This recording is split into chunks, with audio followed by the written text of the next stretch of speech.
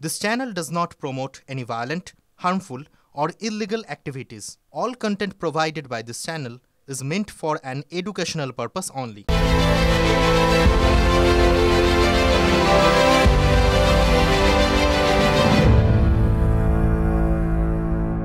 ये जो हजारों शिक्षक बेरोजगार हुए हैं, इसका कारण टीएमसी का भ्रष्टाचार है। टीएमसी ने बंगाल के नौजवानों के वर्तमान और भविष्य दोनों को संकट में डाल दिया, उनके परिवारों को तबाह कर दिया, उनके बच्चों को असहाय छोड़ दिया। देश की अदालत को, न्यायपालिका को, कोर्ट को दोषी ठहराते हैं। घुसपैठियों के फर्जी कागज बनाए जा रहे हैं। टीएमसी का मतलब है तू, मैं, करप्शन ही करप्शन।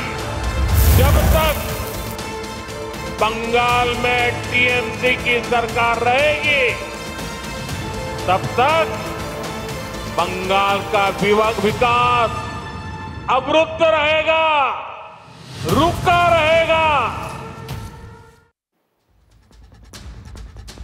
আগে আপনাদের খবরটা জানাই, পুজোর মুখে ফের প্রধানমন্ত্রী নরেন্দ্র মোদী বাংলা সফরে আসছেন। তার মানে ওই 4-4.5 মাসে 4 বার, ভেবে দেখুন। এই জন্যই এই খবরটা পেশ করছি আপনাদের সামনে। দেখুন, 2026-এর বিধানসভা নির্বাচনের আগে বিজেপির যারা হাই প্রোফাইল নেতা, তারা ঘন ঘন রাজ্যে আসবেন, এটাই স্বাভাবিক, আগেও এসেছেন। কিন্তু এবার খেয়াল করে দেখুন, হি স্টার্টেড ফ্রম 29 মে। তখন থেকে যদি ভোট দেখেন, তাহলে 11 মাস বাকি ছিল, তখন থেকে মোদিজি আসতে শুরু করেছেন। তার মানে ভোটের প্রায় 10-11 মাস আগে থেকে দল এবং সরকারের সবথেকে বড় মুখ নরেন্দ্র দামোদর দাস মোদি যেভাবে এই বাংলার মাটিতে কার্যত আদা জল খেয়ে লেগেছেন। বিজেপি নয়, প্রধানমন্ত্রী মোদির কথা বলছি। সেটা কিন্তু অতীতের প্রচারের সব রেকর্ড ভেঙে দিতে পারে। বিজেপি না বলে বলা ভালো যে প্রধানমন্ত্রী নরেন্দ্র মোদি এবার বাংলায় স্পেশাল ড্রাইভ দিচ্ছেন। কোনো বড় আশায় নাকি কিঞ্চিত আশঙ্কা থেকে?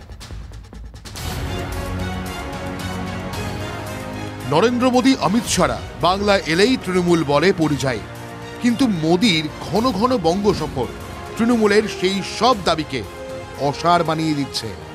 এই সবে দমদমে প্রশাসনিক এবং রাজনৈতিক সভা করে গেলেন।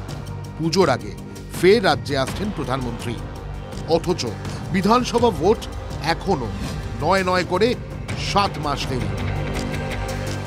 पश्चिम बंगाल एक साथ कई संकटों से घिरा हुआ है। তিনি প্রধানমন্ত্রী, যতই পাখির চোখ হোক, কোনো একটি রাজ্যে তার পক্ষে পড়ে থাকা সম্ভব নয়। কিন্তু এবার তিনি পশ্চিমবঙ্গে এত বেশি সময় দিচ্ছেন যে একে স্পেশাল ড্রাইভ বলতেই হচ্ছে। प्राइमरी एजुकेशन हो या फिर हायर एजुकेशन, सबको बर्बाद किया जा रहा है। অপারেশন সিঁদুরের পর 3 বার বাংলা সফর করে ফেলেছেন প্রধানমন্ত্রী। 29 মে আলিপুরদুয়ার, 18 জুলাই দুর্গাপুর এবং 22 আগস্ট দমদম। সহজ করে বললে 1-1.5 মাসের ব্যবধানে প্রধানমন্ত্রী একবার করে বাংলার মাটি ছুঁয়ে যাচ্ছেন। जो भारत का नागरिक नहीं है, जो घुसपैठ करके आया है, उसके साथ भारत के संविधान के तहत न्याय सम्मत कार्रवाई होती रहेगी। 2011 ক্ষমতায় আসার আগে রেলমন্ত্রী হিসেবে মমতা বন্দ্যোপাধ্যায় গোটা বাংলায় চরকিপাক দিতেন। সেই সময় যেখানেই রেলের প্রকল্প উদ্বোধন বা শিলান্যাস থাকত, সেখানেই তার রাজনৈতিক জনসভার ব্যবস্থা করে রাখত দল। ফলে 2011 বিধানসভা নির্বাচনের 1 বছর আগে থেকেই মমতা ভোটের প্রচার সেরে রেখেছিলেন। এখন প্রধানমন্ত্রীও যখন যেখানে আসছেন, সেখানেই জোড়া কর্মসূচি রাখছেন, একটি সরকারি এবং অন্যটি দলের সভা। সরকারি মঞ্চ থেকেই পাশের দলীয় মঞ্চে যেতে লাগছে বড় জোর মিনিট 5।